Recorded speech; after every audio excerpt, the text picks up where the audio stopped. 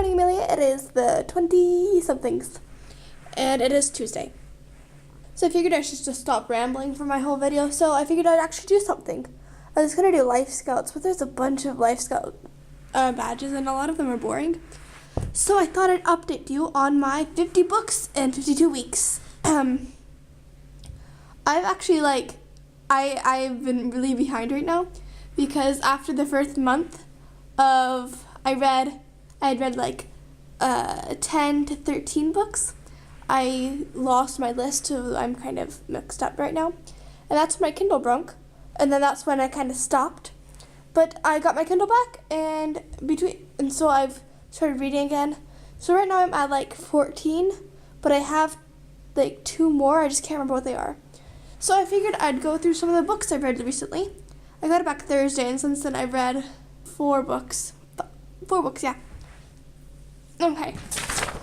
Come on, this year. So this year I've read Catch in the Rye, Will Grayson, Let It Snow, Red. Red is a collection of essays by teenage girls.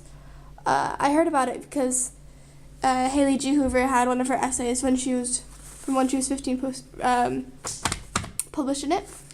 Perks of Being a Wallflower, Go Ask Alice, 13 Little Blue Envelopes, The Last Little Blue Envelope, Every Day by David Levithan, the other writer of Will Grayson, Jellicoe Road, Elsewhere, Noughts and Crosses, Lewis for Nightmares, and what I just finished reading 2 seconds ago, Tiger Lily, yes. So I figured I'd talk about some of the more notable ones, such as Perks of Being a Wallflower, because it's become very popular right now. I'm not going to say much. I just have to say I really liked it, although I think I've talked about it in a video before. And I'll just talk about some of the books. Jellicoe Road, I read that physical book. I liked it. I talked about it a long time ago when I started reading it. That was a long time ago. Elsewhere is a book about a girl who was 15 and she died, and she went to Elsewhere. And it's kind of like a different interpretation of what happens when you die. It's not similar to Heaven at all, but it's a different interpretation. It was interesting. 13 Noughts and Crosses. It was a book about, it took me a really long time. For first time, I thought it was took place in the 1700s, and I was really confused. And then it turns out it was happening in present day, except society's a little backwards because there's still racism, except racism is in the favor of blacks, where if you have dark skin, you're a cross, and if you have white skin, you're not. And there is racism and whatever, and it's told the story from alternating point of views between Caleb and Sephi, and 2 friends with Noughts and Cross, and so there's complications due to that.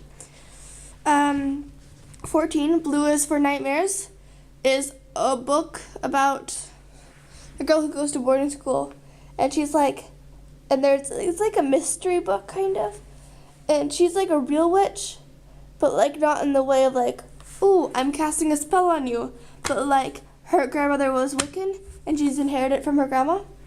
And what I just finished was called Tiger Lily, which is a book that takes place in Neverland, not Netherland. When I was little, I wanted to go to the Netherlands because I thought we had family friends from the Netherlands, and I thought it was Neverland, and I wanted never to grow old. And it was about a girl named Tiger Lily who meets Peter Pan, and its whole book is told from the point of view of Tinkerbell. It's really good, and they're all really good, and I recommend all of these books. Yep. Bye.